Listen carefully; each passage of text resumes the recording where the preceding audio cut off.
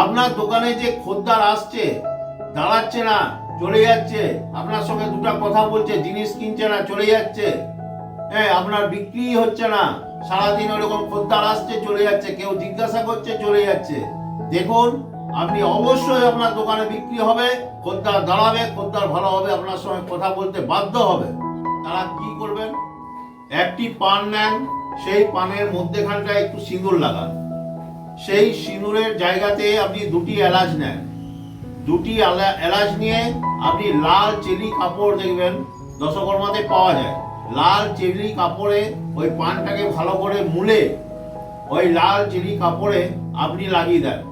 লাগিয়ে দিয়ে যে কোনো মন্দিরে হোক বা নিজের তো ছোটখাটো হোক, ফটো হোক, যে কোনো মন্দির তো ঘরের মধ্যে আছে, সেই মন্দিরে রাখুন, রেখে ওটাকে ভালো করে ধূপ দ্বীপ দেখান, সকালবেলায় স্নান টান করে দেখিয়ে আপনি